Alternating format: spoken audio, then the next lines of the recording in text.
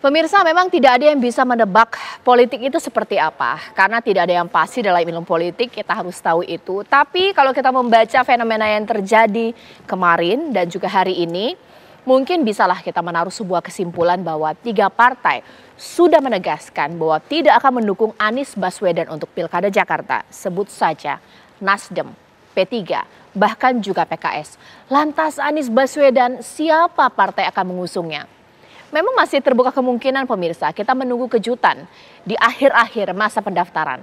Mari kita bahas di Apa Kabar Indonesia malam hari ini. Di studio TV One mewakili Pak Anies Baswedan, di sini ada jubir Pak Anies Baswedan yakni Bang Iwan Tarigan. Selamat malam, Assalamualaikum Bang. Malam Caca. Ya, saya akan menyapa narasumber saya yang juga tersambung lewat sambungan Zoom. Mulai dari Bang Hermawi Taslim, Sekjen Nasdem atau Sekjen Partai Nasdem. Selamat malam, Assalamualaikum Bang Hermawi Taslim. Selamat malam, sehat. Ya, sehat walafiat. Baik, langsung sajalah dijawab. Apa sih sebenarnya alasan Partai Nasdem hingga akhirnya memutuskan untuk tidak mengusung Pak Anies Baswedan di Pilkada Jakarta? Padahal termasuk partai yang paling semangat mengusung Pak Anies. Pak Hermawi. Ya, jadi saya mau jelaskan lagi apa yang saya sudah jelaskan berulang-ulang.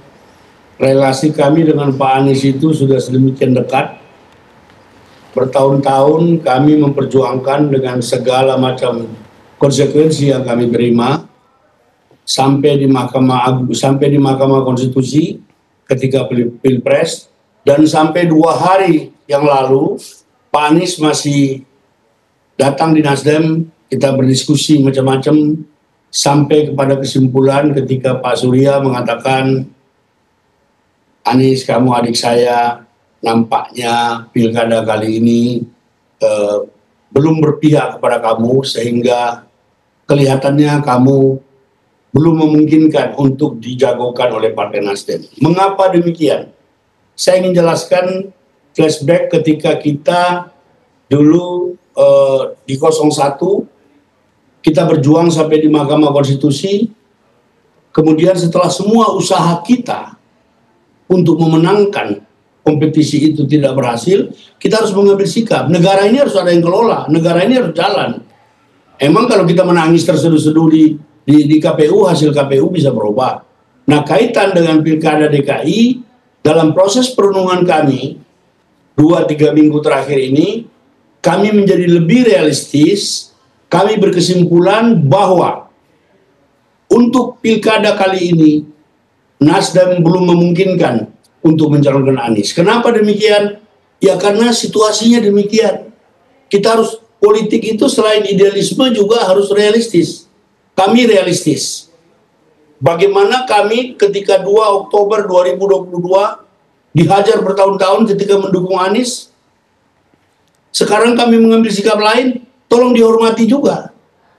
Sikap ini murni sikap dari Partai Nasdem, dari akar rumput Nasdem yang kami kristalisasi, yang kami simpulkan, dan kita saling menghargai. Kemarin Pak Anies kita antar sampai ke bawah seperti biasa, kita tetap bercengkerama, persaudaraan, kebersamaan, silaturahmi tetap terjalin. Begitu juga dengan partai-partai lain, partai-partai koalisi yang lain. Kami terus membangun komunikasi, tapi tetap menghormati independensi, tetap menghormati pilihan masing-masing.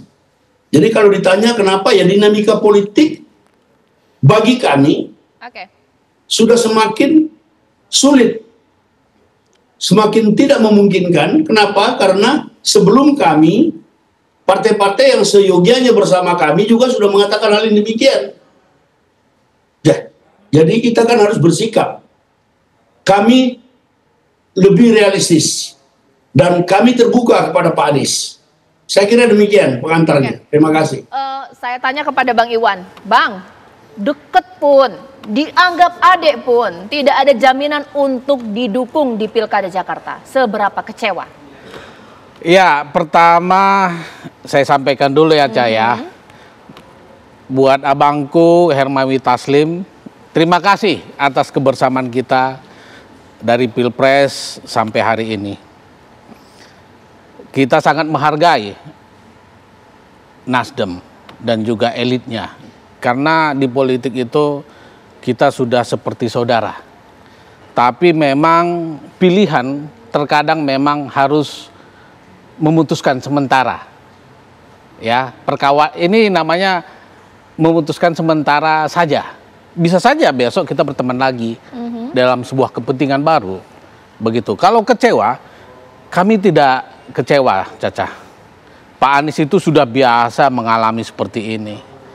Ya, timnya juga biasa. Dari Pilpres Bang Hermawi Taslim paham betul bagaimana perjuangan di Pilpres kita ditahan. Biasa dikecewakan, oh, sudah biasa. Maksudnya biasa dikecewakan dan dihianati? Wah, di politik udah biasa itu. Tapi makanya harus kuat. Ya, di politik itu harus kuat. Sebentar, saya mau interupsi. Ya. Tidak ada pengkhianatan. Ini soal pilihan politik. Ini soal pilihan politik.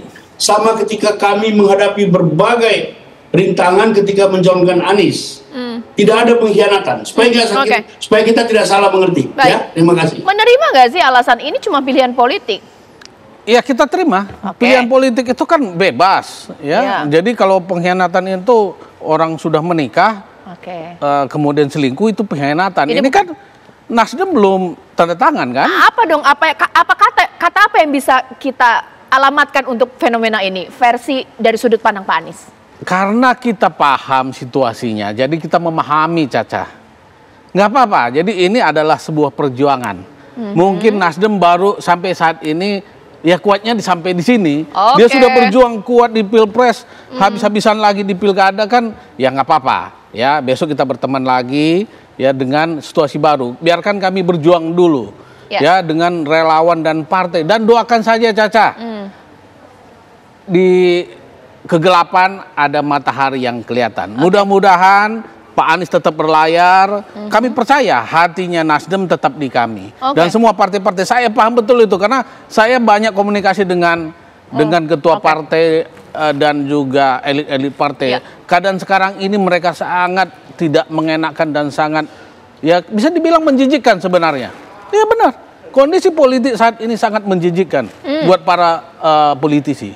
Tapi kadang mereka tidak bisa melakukan apa-apa. Ya, jadi ya kita tunggu orang-orang nekat bersama Pak Anies. Apa tanggapan dari Bang Hermawi Taslim bahwa kondisi ini dikatakan Bang Tarigan itu tanda kutip saya sampai nggak bisa sebut katanya. Memang Nasdem bukan barisan orang yang kuat lagi berjuang bersama dengan Pak Anies, betul tidak? Kalau kekuatan Nasdem bisa diukur misalnya dari pemilu ke pemilu. Kali ini kita mengalami kenaikan dari 1.862 anggota Dewan menjadi 2.206. Tapi saya katakan tadi, selain idealisme, selain semangat, kita juga harus realistis. Dunia yang kita hadapi jelas berubah. Geopolitik kita juga berubah. Nah, kami sampai kepada kesimpulan bahwa kami akan lebih bisa meningkatkan peran kalau bersama dengan pemerintah yang sah, yang terpilih secara legitimate. Dan kita sudah sama-sama mengikuti itu. Kami sampai di ujung kok. Sampai di Mahkamah Konstitusi, Nasdem itu punya 12 lawyer yang bergabung dengan tim Amin.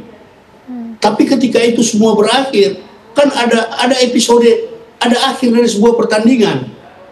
Emang kalau kita menangis-nangis, teriak-teriak, terus hasil pemilu bisa berubah?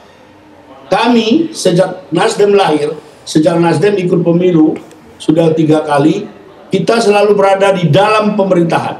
Karena kita merasa peran kita akan lebih optimal kalau di dalam pemerintahan. Kita kritis dan konstruktif. Anda bisa lihat bagaimana perjalanan kami dengan Pak Jokowi.